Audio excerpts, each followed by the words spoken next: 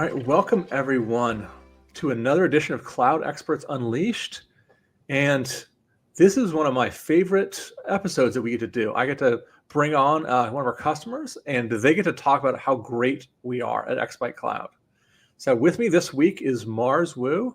Mars is the Director of IT for Maryland's Public Service Commission. So it's one of their departments in Maryland that kind of keeps all the public works going. So Mars, welcome today.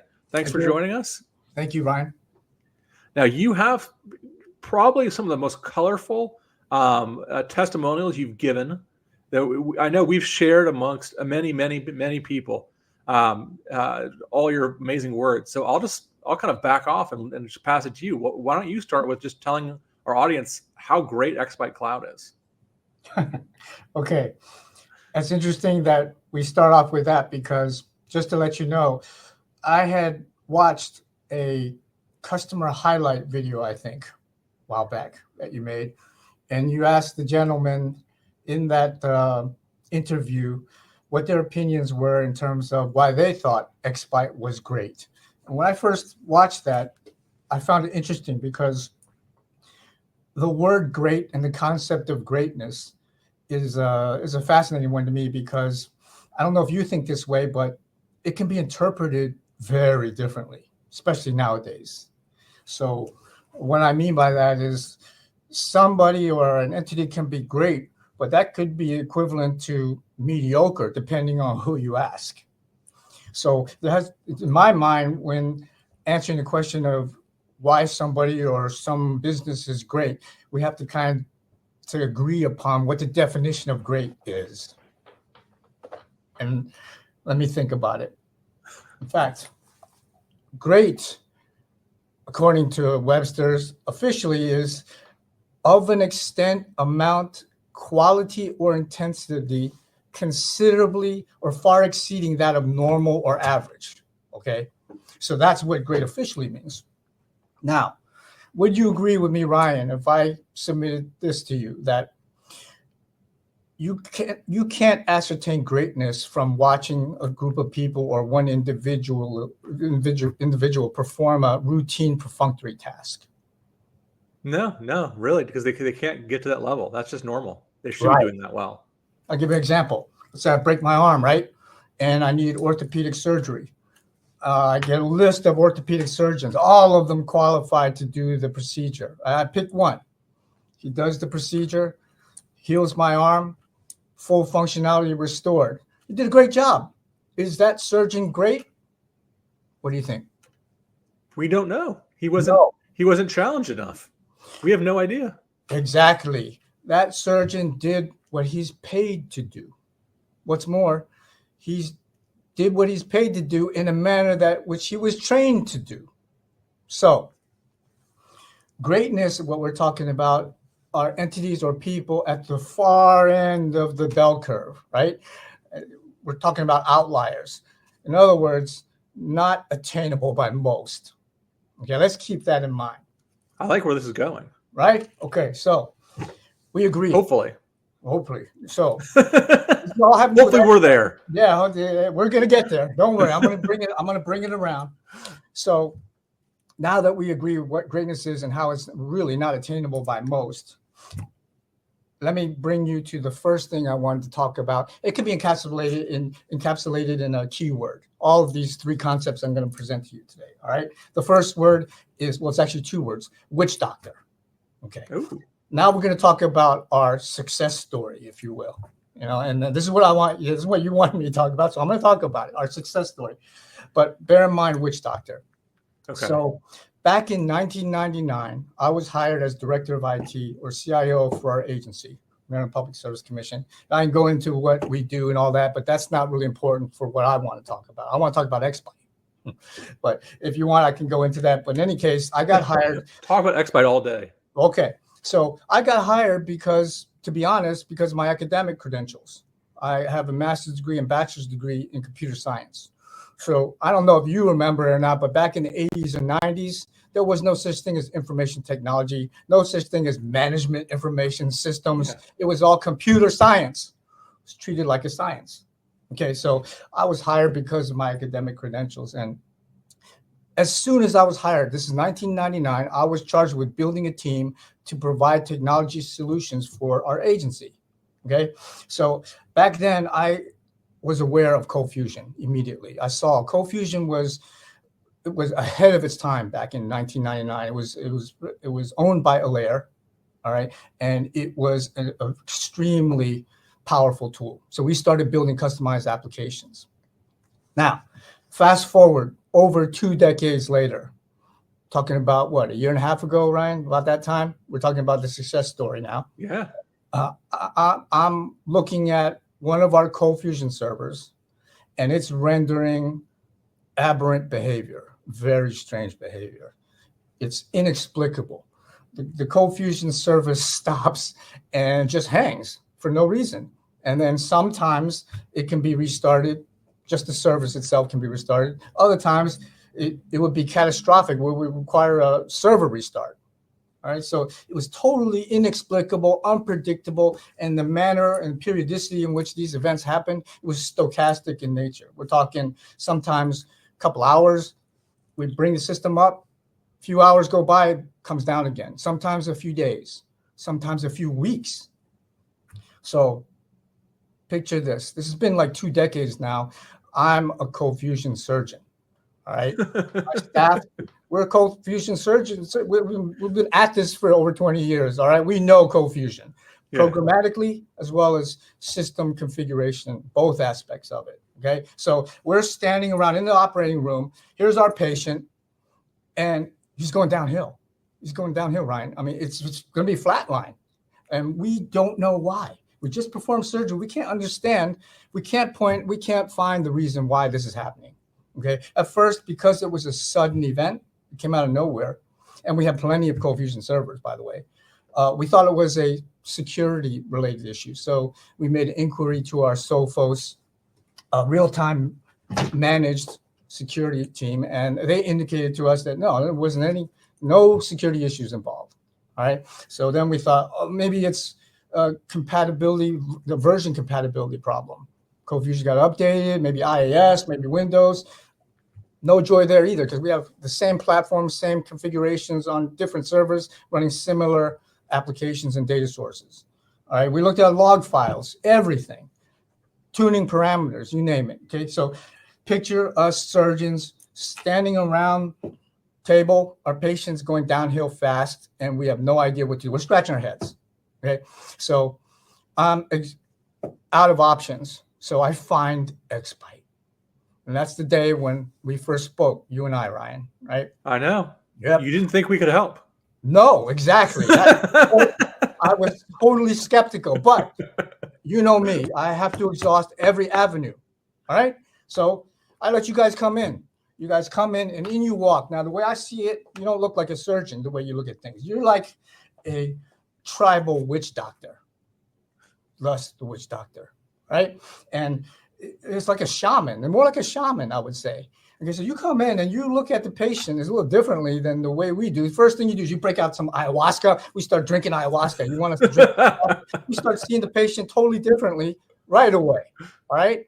And then you start doing your rituals that I don't anticipate at all. And I could not anticipate. And in short order, the patient is restored to health, rested from the clutches of death.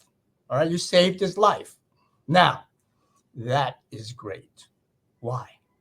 Because, as we discussed, this isn't a routine, perfunctory task of a client, me, coming to you with a well-defined objective, project, task, clearly outlined, documented with clear specifications, and then you exercising well-defined standards, protocols, and practices hallowed by time in our industry and trained to do that to come to a successful conclusion. No, I came to you with a dying patient, desperate, and asked you for help, and you saved his life.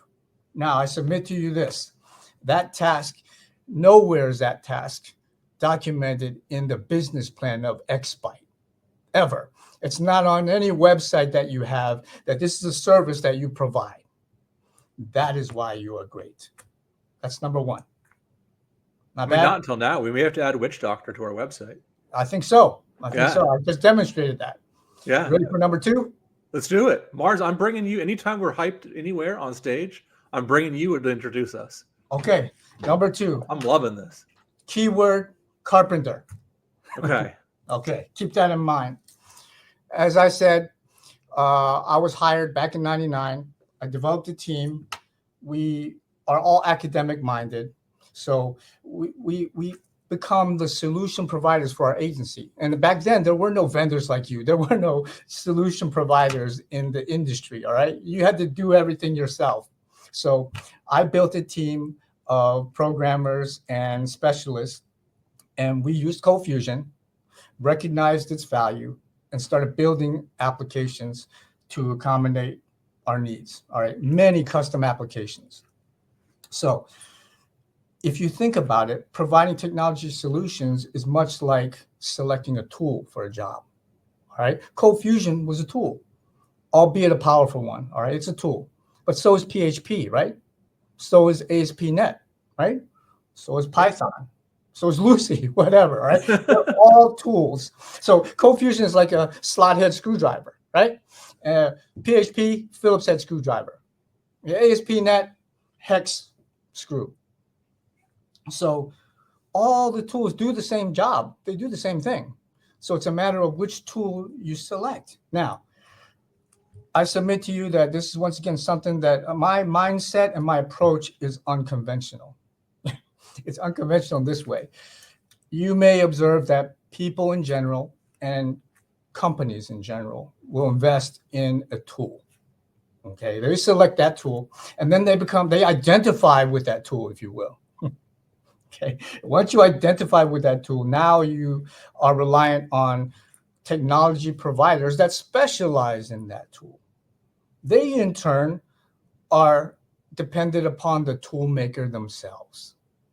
So what invariably happens is the tool itself becomes the essential player in the story. Okay. All control rests in the tool maker's hands and the tool itself. And then pretty soon, everything looks like can be done with that tool. All jobs look like a Phillips head screwdriver job, right? All jobs look like a flathead screwdriver job. That's not the truth. The truth is all jobs are not flathead screwdriver jobs. So what I say is don't be the tool, be the carpenter. Be a master carpenter who is capable of picking up any tool in the toolbox, recognizing when it's appropriate, when it's not, when it's beneficial, when it's not, and being able to build things with those tools. And in that process, by being a carpenter, you become more intelligent about the job and more intelligent about the tools themselves by being a carpenter, not being the tool. Okay, so the story related to this, you guys already saved our life once, okay? Now it's what, maybe a year later, I'm looking to migrate our entire network on-premise, all of our custom applications to the cloud. So what are we looking at? We're looking at Azure, flathead screw. AWS, Phillips head screwdriver. Google Cloud, hex screw. All right, same thing. All right, so I submitted RFP, a request for proposal for vendors to do the job for me, to help me migrate on-premise to the cloud. About a dozen vendors responded with technical proposals, all right? And I selected one, xByte, okay? All right, now, let me tell you this, Ryan. I don't think you knew this. Every one of those other vendors that weren't selected wanted to meet with me to have me explain to them and justify why their technical proposal, which they submitted, was not selected. Every one of them? Every one of them. And can you imagine that? It's like, can you imagine that kind of situation can be a little testy, right? Yeah. It could be maybe even like hostile. In the worst case scenario, at least adversarial. Okay. So what I did, I met with every one of them, each one at a time. Why? Because I welcome adversity. That's who I am. I said, I don't care. I'm going to go talk to them. You know me, right? I mean, you know me. Yeah. Okay. Yeah. I talked to them, and this is the truth, Ryan. Every single one of them, after I spoke with them, after I outlined my arguments, they all agreed with me that I made the correct selection in choosing xByte. Can you believe that? That's the truth. I'm not lying. Okay? Every one of them. Every one of them. And you know why? It's because after talking to me, they knew that I am a master carpenter.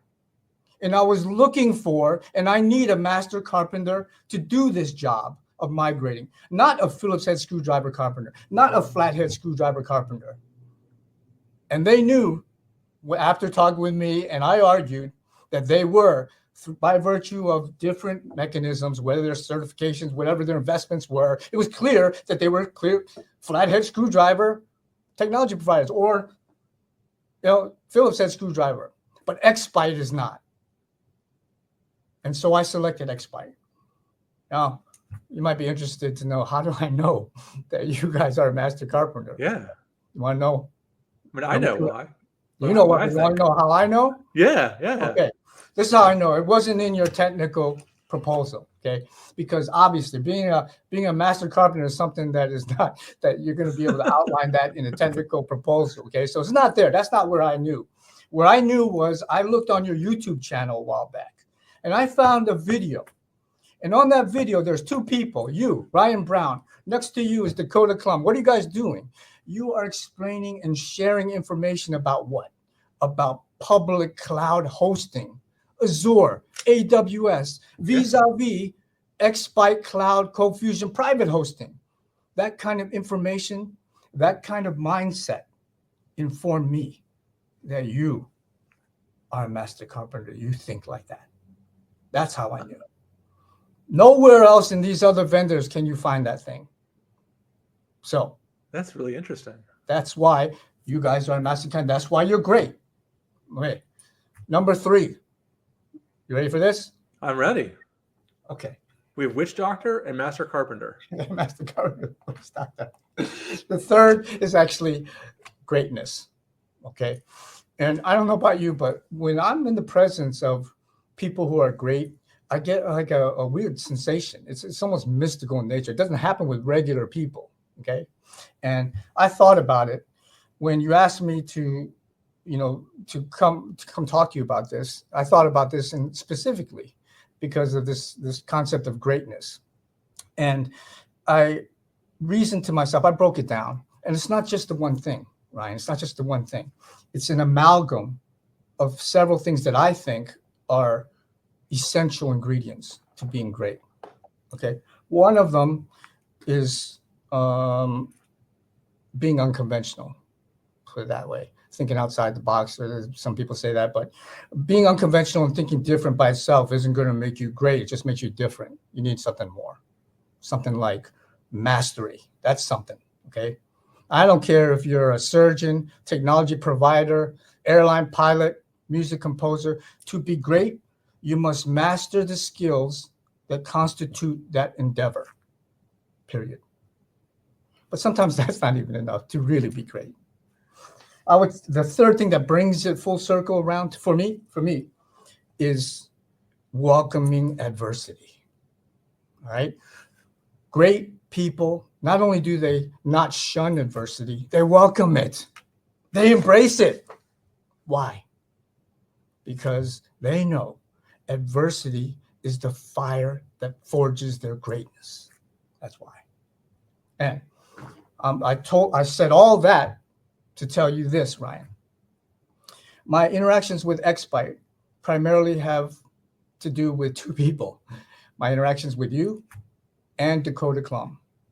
And I can say without a doubt that my observations of both of you, you both exhibit those 3 traits, those 3 characteristics: being unconventional, mastery, and welcoming adversity. So I look up on xByte Cloud's website. What do you know about us? You two represent the leadership of xByte Cloud. Yeah. All right. So it trickles down. Right. xByte Cloud is great. Why? Because it's led by great people. That's number 3.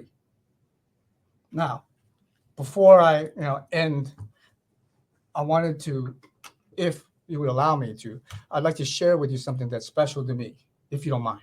Go for it. Yeah. Okay, it's related, but Okay. I'm going to share with you something. And this, it happens to be an archaeological artifact, okay? And it's been preserved by my wife in an airtight container at home. And I'm putting on gloves. But as you know, with ancient artifacts, when you expose them to the air and human skin, it deteriorates rapidly. So I got to put on my gloves for this. So here it is. This. I'm gonna draw. Let me see if I can somehow See zoom this? in on you. Okay, see this? I'm wearing my gloves. So Okay. this is an issue of Government Computer News state and local version. All right. This is not a current version, obviously. Look at the date. I want you to observe this date is February 2001. February 2000. Trust me, that's what it says. Okay. So this issue here. At that time, I've been working at the commission 3 years now, building ColdFusion applications, by the way. Okay. All right. On this page here is an article. I'm going to read to you the highlight. The article is titled, Maryland Utility Agency Sets a Fast Pace with Web Redesign. All right. And This is from 2001. February 2001. There's a picture of me with my spiked hair back then. Oh, and no way. And my team of programmer specialists, Simone, Henry, and Katu Patel.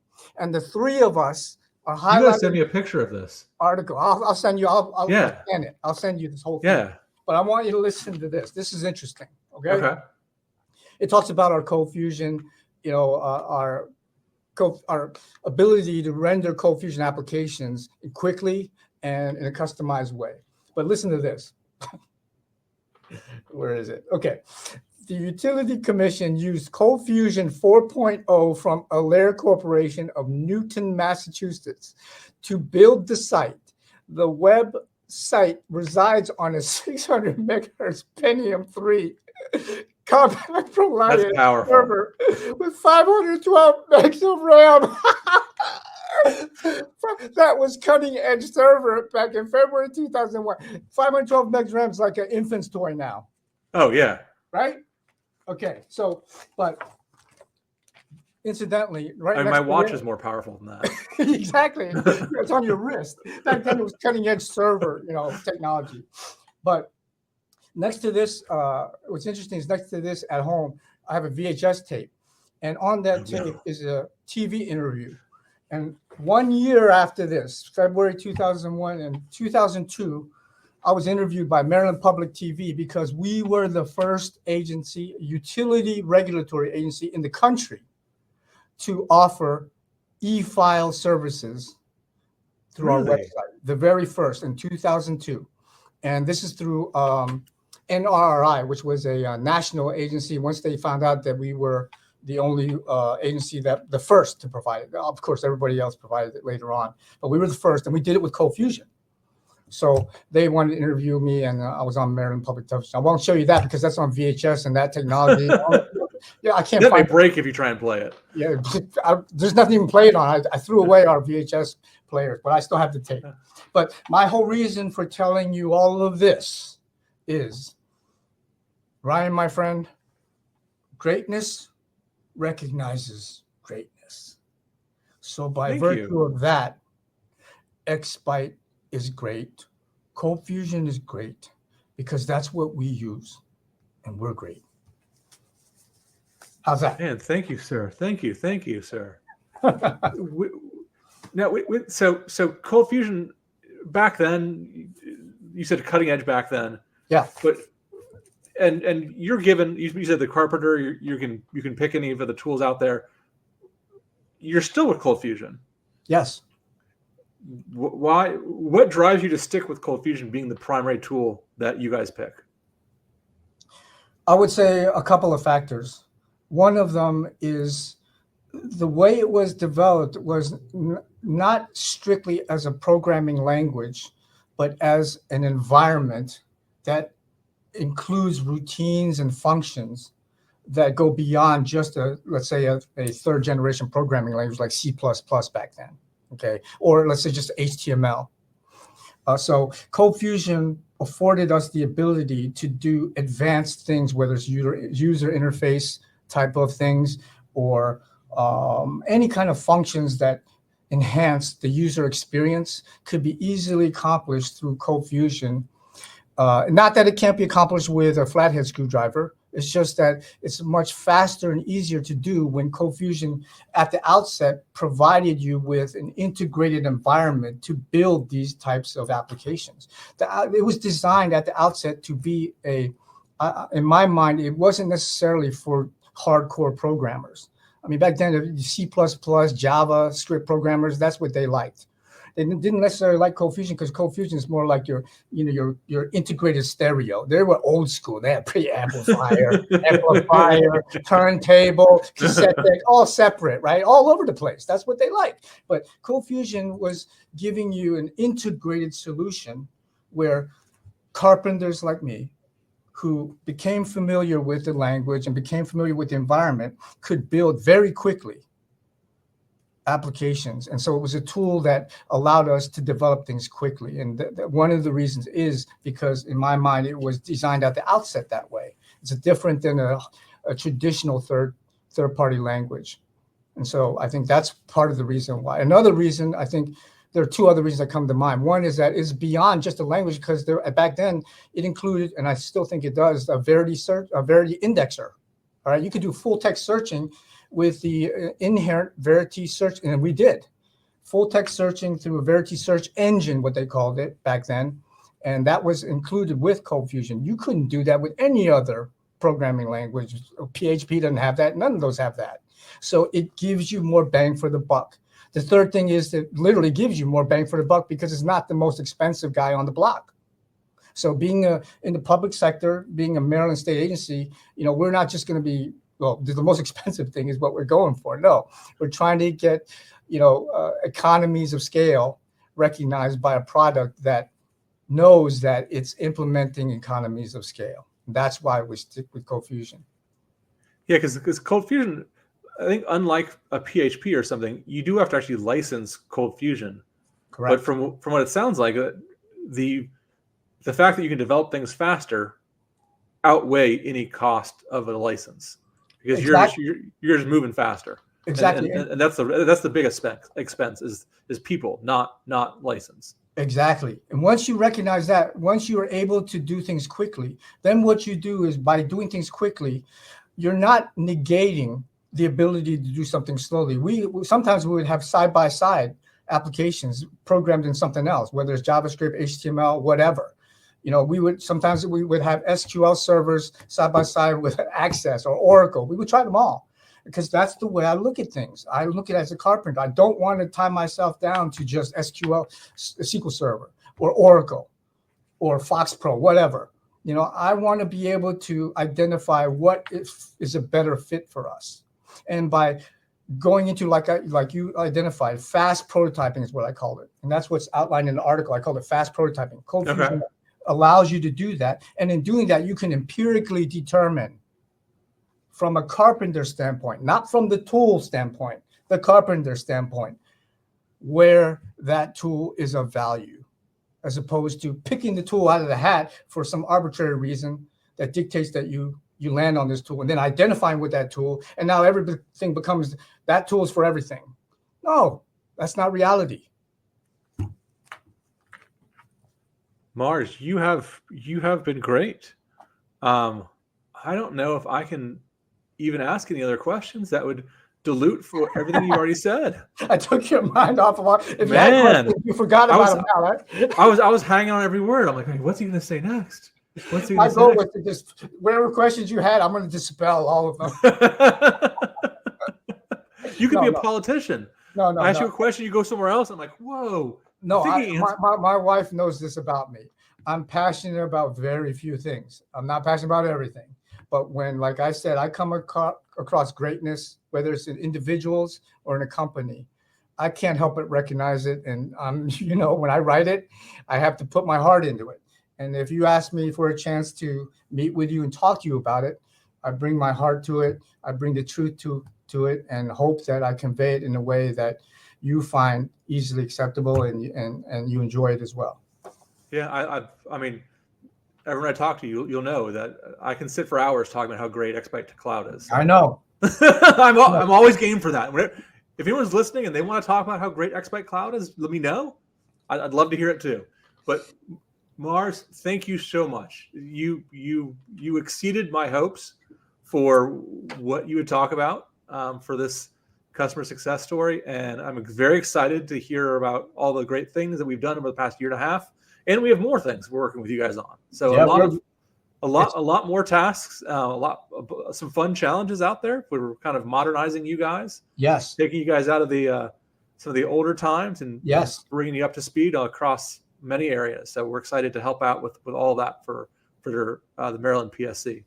Me too. I feel the same way. I'm very happy to have met you guys, and the experience has been extraordinary.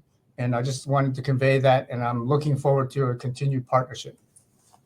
Mars, thank you very much, and I hope you have an amazing day. You too. Thank you, everybody. Have a good one.